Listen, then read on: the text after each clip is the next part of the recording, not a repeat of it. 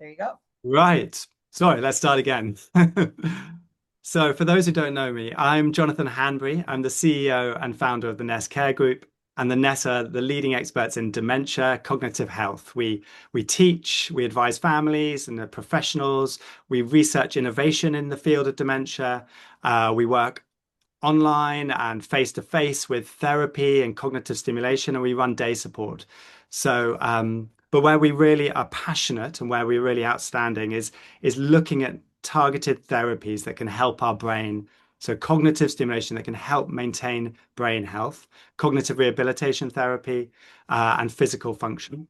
And we're really into the idea of data and how we can measure our impact and yeah, see the impact we make each and every day.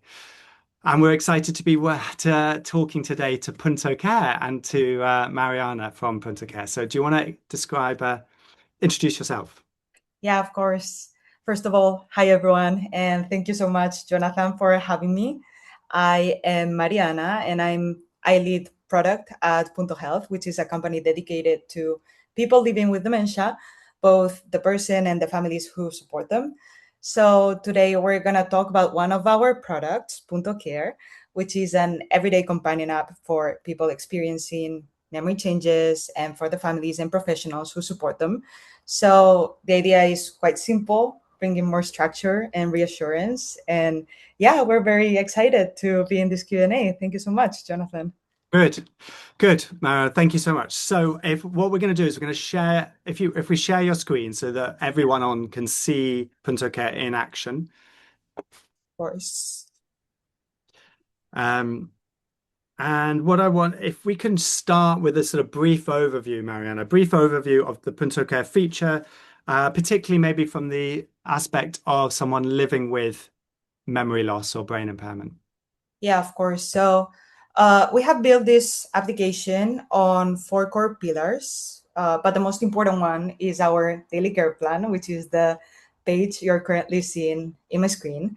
So basically, this care plan gives structure of cognitive exercises, mood check-ins, and in the end, you would also have some workouts and walks because we advocate for healthy and habits. So it is designed to feel both doable and also part of the day of the people who are doing the care plans. So what we're trying to do is to build routines. So from the perspective of someone with memory changes, the app holds their daily routine. They open it and it tells them exactly what they need to do that day. And the core of these care plans are these CST games, exercises that cover six different domains: attention, language, logic, memory, orientation, and visuospatial activities. And every day, the user will find a new care plan with a different exercise set so that they can continue working on their cognitive health. So this works perfect conjunction with what the Ness is doing. So the Ness, when they're working in cognitive stimulation therapy, they're thinking in exactly the similar brain health way of how do you manage executive function, how do you work with working memory, how do you deal with episodic memory, and Punto Care does it in a similar way. So these online games will be trying to support and maintain these different areas of the brain. Exactly. Can you give Exactly. an example of a game? Yeah, of course. For example, on the linguistics, we can see antonyms, which is a game that is very popular and probably most of us can play. So I can run you through it. You will see a list of two sets of words, and you can like just um, tag both so that you can match Right. both sets. Yeah. Um, But sharing, so opposites, blunt, sharp, warm, hot, cold. Yeah, okay. Exactly. We also work with, for example, exact payments because we also want to ensure that our users are working on their daily activities too. So payments is something that some users with mild cognitive impairment may struggle with. So we're trying to making sure that we're working all of the areas. And so am I right in thinking that the difficulty of the particular game can go up or down depending on the ability of the individual? So if the individual is very mild or pre-diagnosis, then they will have it quite difficult. And as the disease becomes harder, the game will change for that person. Is that right? Yeah, actually, this is very important to us because we understand that levels may vary within our user base. So we want the exercises to feel empowering and motivating and not too challenging or frustrating because it will affect the motivation of our users in continue doing the care plans. So it learns from how the person plays, basically. And if something is too hard, it adjusts down. And if something becomes too easy, it nudges up. So basically, what we're trying to do is to make the exercises feel right for the person who is playing those. As an Yeah. example, I even myself do the care plan every day, and the level adjusts difficulty for my level. Mm. Fair enough. And we've talked a little bit, obviously, mild cognitive impairment or early to mild Alzheimer's and dementia, and the benefits to sort of cognitive stimulation. As the disease progresses, this switches from being something you can do autonomously on your own to being a carer supported exercise. Um, is that right? So you could still do it in the sort of moderate stage, but you would just need prompts and support from the person. Yeah, that is correct.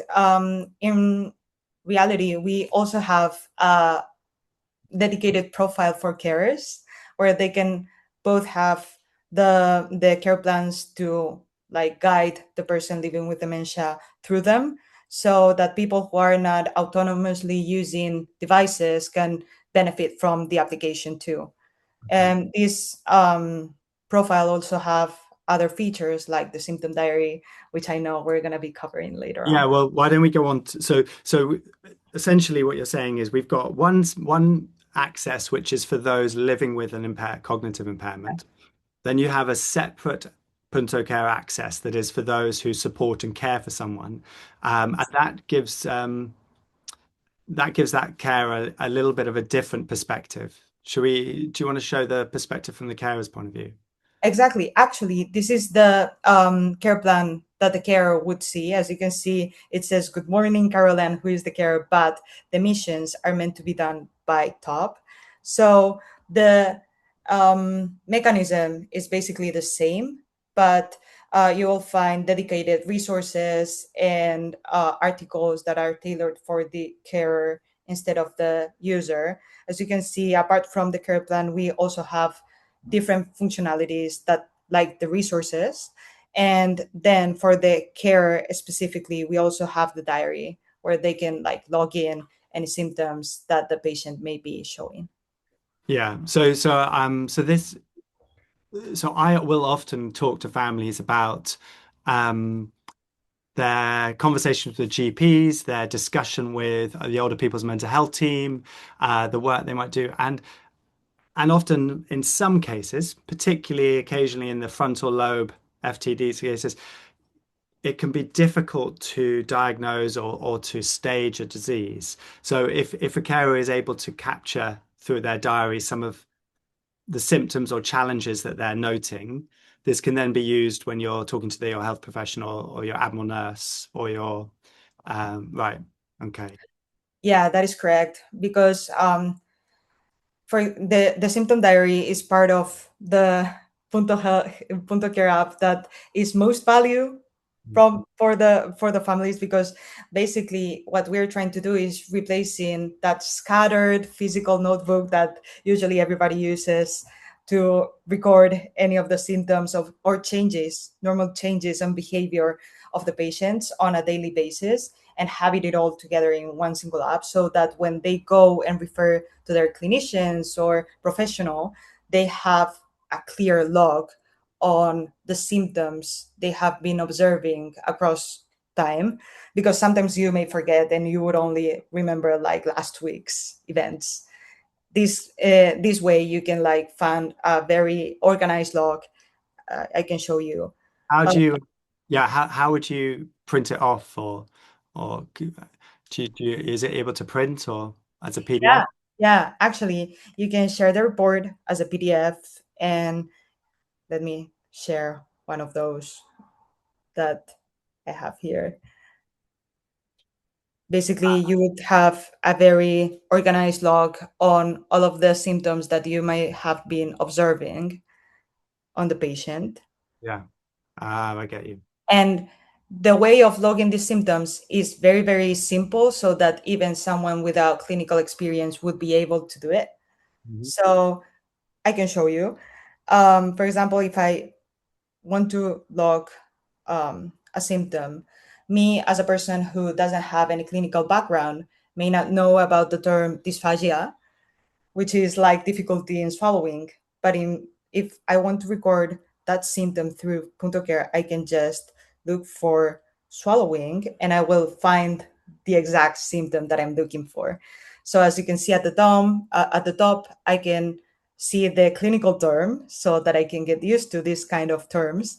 But below, I can also see plain English explanation so that I can identify what's happening correctly.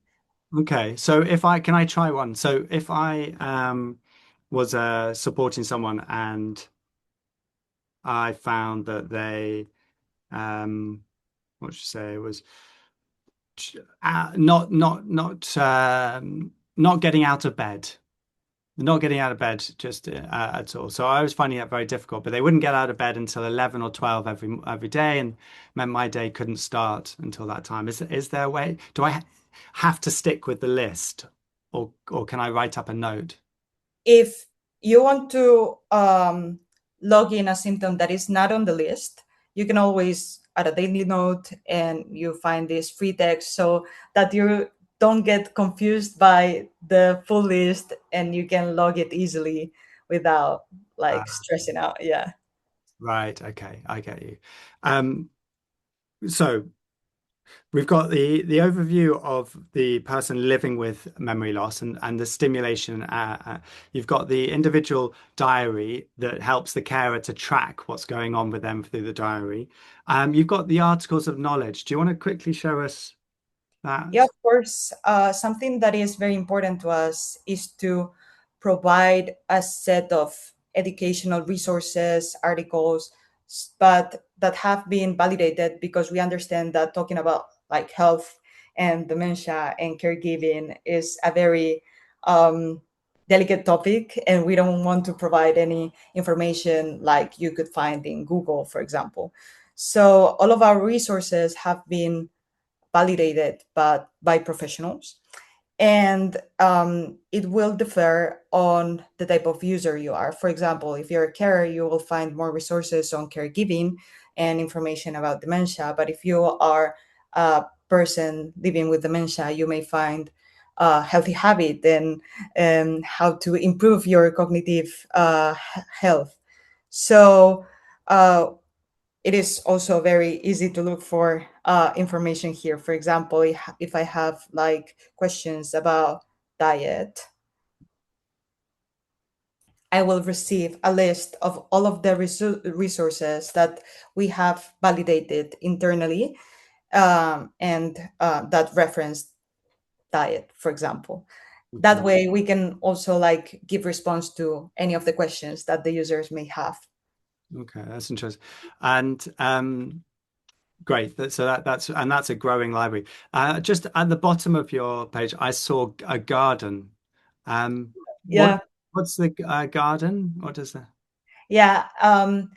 One thing that we really like and enjoy, and our users too, is that the whole experience of the application is gamified. So every time a user completes one of the items in the care plan, you can see that at the top here you have some numbers. Those are like some seeds and water that they receive after completing each of the tasks that they can later on spend on Uh, growing their own garden. uh, So here I can use my seeds and my water to, for example, place a tree. and I Right. can start like growing my own garden. This feature was so popular that some of the people requested more gardens. So now we have thematic gardens. We have the Japanese garden, the sea garden. So yeah, it's making the experience more fun. Right. Okay. Yeah. Yeah. And motivating them to keep going. I get it. Okay. So we've seen the app from the perspective of the person living with from the carer's point of view. The last section I'm interested in is the from the provider, from the carer, the professional's perspective. Could you talk us through a little bit about that side? Yes, of course. So basically, sometimes when um, the care team wants to see the progression of the person, it may be a little bit difficult by just looking at some of the session information. So what I was mentioning about the CST games covering like 6 different cognitive domains. So what we can do is, of course, with the permission of the person who is using the application, to share this progression on the cognitive domains so that we can see the performance trends across the 6 domains. And the goal is to basically give carers and families and care professionals a way to spot patterns over time and to start conversation beforehand at an early stage. So yeah, basically that is the principle behind it. Yeah, so this is what particularly caught my attention as someone who runs CST and has led therapy in for decades. So the challenge I've always found for us in the community, and when we're thinking about the neurology and the treatment of brain health in dementia, is that I only see an individual for 2, 3 hours a week, potentially twice a week if I'm lucky.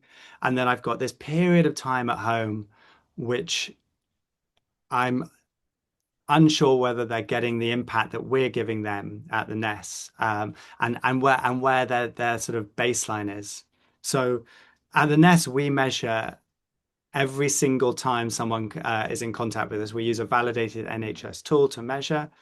But what we have been looking for is a way to be able to measure what people are doing in their own home, and how their cognitive function is against recognized tools that again have been carefully validated. And so what really excited me about the PuntoCare in preventative dementia and in early mild cognitive impairment was the opportunity to have a face-to-face meeting once a week or twice a week in which I'm running cognitive exercises to help them and teaching them and working with them and measuring them. And then alongside that, I've got Punto Cares giving me the information that families have at home. So if they're running these games maybe 10 minutes every day, then I'm going to be able to build over a week or 2 weeks a sort of consistent vision of where their mental ability lies, and whether they need more work in memory, or whether their executive function is deteriorating, or whether their semantic language has changed. And then that means that in the next time they visit us, we're able to then review their semantic language and go, right, let's do some, idioms or some synonyms or some, words beginning with. And so that opportunity to match data um, is, I think, where the real exciting value comes in. And as we grow our CST project, and if we work with Punto Care, then families can then get this sort of unique vision of where they are in their journey, and how to maintain that mental health for as long as possible. That's what really excites me. Tell me, so just to clarify, they would be playing the games. It would Yes. come up in a nice chart for me as a provider when they've given permission, when they've given consent, for me to then tap into their scores. And then I could see on my computer what their scores are on each game and how that links to which part of the brain. Is that right? That is right. That is correct. That is something that it is very easy for us to do and provide. Of course, always with the consent of the user. But um, it is something that we have seen that is very, very valuable across, not only for the professionals but also for the families, because we are reassuring that we are making use of these routines and this information to provide the best treatment and the best Mm, route for their most loved ones. yeah. Yeah. I mean, we're constantly in this field of where I've worked for so many years, we're constantly talking about prevention and maintaining independence and recognizing that MCI doesn't necessarily need to deteriorate into dementia. And yet we aren't acting on that and offering families a treatment pathway that can actually a non-pharmacological treatment pathway that can actually make an impact. And I think for too long we've worked face to face, and today we can start to work face to face plus data Yes. and sort of cognitive exercise at home through these apps. Um, I'm going to challenge. I'm sure people out there are going to challenge. So I'm going to pre-guess what they're going to say. My father, grandfather doesn't have an iPhone and doesn't like playing on tech. How are Right. they engaged? How? Yeah, for sure. It is a question or a concern that is being shared with us a lot. But I see here two different factors. The first one is we shouldn't underestimate the capability of the seniors on learning and using new technology. I know and I recognize that sometimes it may feel a little bit scary to try new things, but we have users that are 90 plus using our products and they're gladly using, and they're one of our some of our most engaged users across the platform. So I'm going to start with that. But also, another factor is that we have been co creating and co designing this application with people living with dementia. So we have made sure that the whole platform is very accessible and easy to use. And we are constantly improving and gathering feedback on how we can make it even more accessible. So I would say to the people who is concerned with this is that we have already a lot of cases, even more than 40% of our user base is over over 75. Yeah, fair enough. And am I right in thinking you're working quite closely, or you've been given huge support from the Alzheimer's Society and from the work they're doing? That Um, uh, Yes, that is correct. We are involved in several focus groups and also innovation groups from the Alzheimer's Society, and we're gathering feedback and we are acting on it. And also, we have projects across the NHS. So basically, we have different focus of groups of people who are feeding our product, which is very nice. yeah, that's yeah. I mean, it's an obvious question, and it's one that you will get again and again. And I know that the older person is becoming more confident or more willing to use sort of apps and telephones, but it will always be a slight barrier that we need to face and manage. Um, so I agree with that. Yeah, in line to that, we have also seen that starting the onboarding with somebody who like facilitates the process is something that has really worked well across our user base. So that is something that we should take into account. I think that both the professionals and also the carers play a very key role in all of these new technologies adoption. So yeah, that is something that we should always take into account. But after that, after a good training and yeah, getting them get used to use these kind of technologies, they can become very autonomous.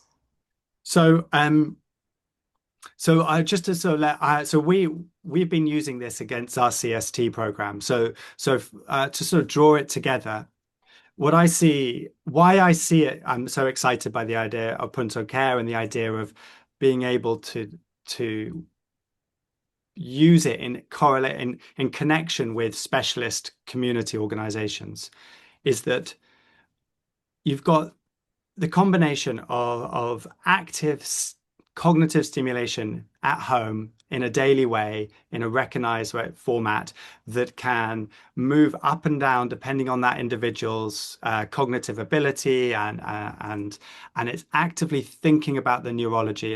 It's thinking about the types and parts of our brain and which are going to get affected by dementia. So the games are very validated and very carefully thought through. Alongside that, you've got the diary of symptoms that the carer can take, so they can support the individual, but also work with specialists like ourselves to recognize when symptoms are changing, or when they need advice about symptoms, or when they need to speak to their Admiral nurse or their doctor. Um, and almost most exciting for us is that as we build a CST program across Devon, for instance, we're going to be looking to use PuntoCare as our sort of uh, working partnership, so that for every person that joins a sort of CST program for us, it means they then get signed into PuntoCare. They get to do exercises when they're at home. We get to measure the impact that our CST is having alongside the sort of games digital CST. Um, and then we can start to prove to commissioners, to primary care, to hospitals, the potential that non-pharmacological intervention and goal setting can have on maintaining a person's journey. And that, I think, is where the excitement can be, and where I could see the future of dementia in the community. It's that connection between humans and technological advance and data. And hence why I wanted to bring us together to talk about the work you guys are doing. Um, yeah, so I think that sort of summarizes it for me, and I hope expresses the excitement I have and the potential that alongside the work we do, PuntoCare could really change things for people. Mariana, is there any last things you want to sort of add?